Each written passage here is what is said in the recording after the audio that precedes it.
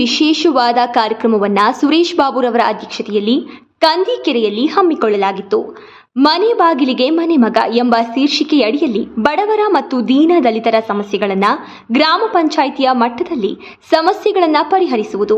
ಪ್ರತಿ ಶುಕ್ರವಾರ ತಾಲೂಕಿನ ಎಲ್ಲ ಅಧಿಕಾರಿಗಳು ಹೋಬಳಿವಾರು ಪಂಚಾಯಿತಿಗಳಿಗೆ ಭೇಟಿ ನೀಡಿ ಸ್ಥಳದಲ್ಲಿಯೇ ಅರ್ಜಿ ತೆಗೆದುಕೊಂಡು ಸಮಸ್ಯೆಗಳನ್ನು ಪರಿಹರಿಸುವ ಕಾರ್ಯಕ್ರಮ ಇದಾಗಿತ್ತು ಎಂದು ಶಾಸಕ ಸುರೇಶ್ ಬಾಬು ತಿಳಿಸಿದರು.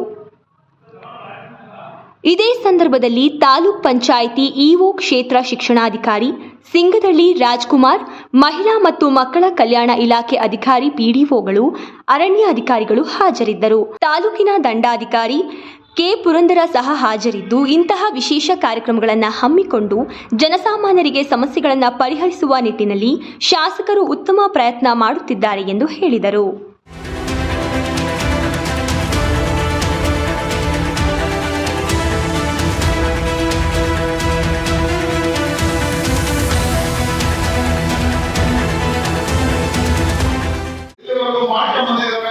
ಅನೇಕ ಸಮಸ್ಯೆಗಳನ್ನು ಬಗೆಹರಿಸಿದ್ದಾರೆ.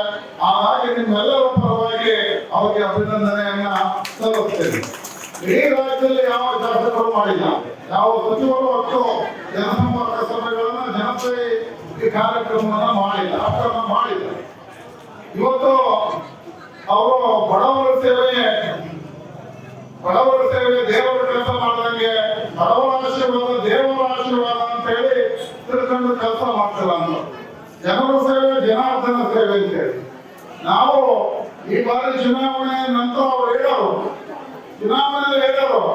ನನಗೆ ಇಷ್ಟು ಜನ ಇಂಥ ಸಂದರ್ಭದಲ್ಲಿ ಕೈ ಹಿಡಿದಿದ್ದಾರೆ, ನಾನು ಅವರ ಮನೆಗಳಿಗೆ ಅವರ ಸಮಸ್ಯೆಯನ್ನು ಕೇಳಿ ಅವರ ಕೆಲಸ ಕಾರ್ಯಗಳನ್ನು ಮಾಡ್ತೇನೆ, ವಿನೂತವಾಗಿ ಮಾಡ್ತೇನೆ. ಈ ಬಾರಿ ಇಡೀ ರಾಜ್ಯದಲ್ಲಿ ಯಾರು ಮಾಡಿರ್ತಾರೋ ಅಷ್ಟು ಜನಕ್ಕೆ ಸ್ಪಂದಿಸ್ತೀನಿ ಮಾತನ್ನ ಇವತ್ತು ಅವರನ್ನ ಸಾಬೀತು ಮಾಡಿದ್ದಾರೆ. ಅನೇಕ ಸಮಸ್ಯೆಗಳು ಏನು ಗ್ರಾಮಗಳಲ್ಲಿದ್ದಾವೆ, ಅವು ಸರ್ಕಾರದ ಯೋಜನೆಗಳಿವೆ. ಆ ಯೋಜನೆಗಳನ್ನ ಜನಕ್ಕೆ ತಲುಪಿಸುವಂಥದ್ದು, ಅಧಿಕಾರಿಗಳನ್ನ ಮನೆಗಳಿಗೆ ಕರ್ಕೊಂಡು ತಲುಪಿಸುವಂಥದ್ದು ಇದೆಯಲ್ಲ, ಅದು ದೊಡ್ಡ ಕೆಲಸ.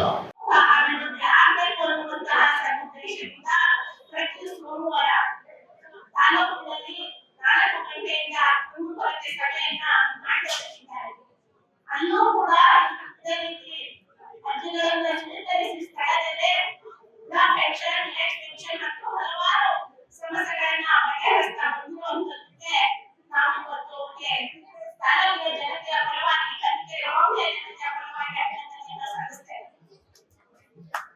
ಅದೇ ನಿಟ್ಟಿನಲ್ಲಿ ಇನ್ನ ಮಹಿಳೆಯರು, ಮಕ್ಕಳು ಮತ್ತು ನಿಮ್ಮ ತಳಮಟ್ಟದ ಜನ ಹಳ್ಳಿಗಳ ದೇಶ ನಮ್ಮ ದೇಶ, ಹಳ್ಳಿಗಳ ಉದ್ಧಾರ ಆಗಬೇಕು ಅಂತ ಹೇಳಿ ತಮ್ಮ ಮನೆ ಬಾಗಿಲಿಗೆ ಏನು ಅಧಿಕಾರಿಗಳನ್ನ ಕರೆದುಕೊಂಡು ಬಂದಿದ್ದಾರೆ.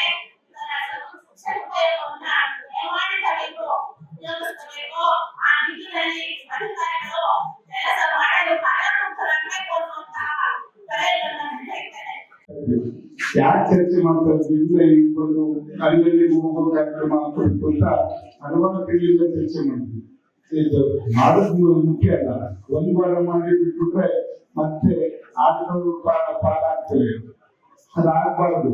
ನಾವು ಅಧಿಕಾರಿಗಳು ಎಲ್ಲ ಕೂತ್ಕೊಂಡು ಚರ್ಚೆ ಮಾಡ್ಬೇಕು. ಅಧಿಕಾರಿಗಳನ್ನ ವಿಶ್ವಾಸ ತಗೊಂಡ ನೀವೆಲ್ಲ ಮುಂದೆ ನಾವು ಈ ಕಾರ್ಯಕ್ರಮ ಮಾಡೋಣ, ನೀವೆಲ್ಲರೂ ಕೂಡ ಸ್ಪಂದಿಸಿ ಇವಾಗ ಜನಗಳ ಸಮಸ್ಯೆಗಳನ್ನ ಅನುಭವಿಸಿ ಕೆಲಸ ಮಾಡ್ಕೊಂಡು ಹೋಗೋಣ ಅಂತ ನೀವೆಲ್ಲರೂ ಕೂಡ ಒಂದು ಮನಸ್ಸಿನಿಂದ ಹೇಳಿದ್ರೆ ಖಂಡಿತ ನಾವು ಈ ಒಂದು ಮನೆಗಾಗಿ ಹೋಗುವಂತ ಕೆಲಸ ಮಾಡೋಣ ಅಂತ ಎಲ್ಲರೂ ಕೂಡ ತಹಸೀಲ್ದಾರರು, ಇವರು ಆದಿಯಾಗಿ ಎಲ್ಲ ಅಧಿಕಾರಿಗಳು ಕೂಡ ಇಲ್ಲ ಖಂಡಿತ ಮಾಡೋಣ ಸರ್, ಇಲ್ಲ ಹೋದ್ರೆ ನಮಗೂ ಅದರ ಕೆಲಸಗಳು ತಪ್ಪುತ್ತದೆ, ಅಲ್ಲಿ ಸಮಸ್ಯೆಗಳನ್ನ ಸಾಧ್ಯ ಆಗ್ತದೆ.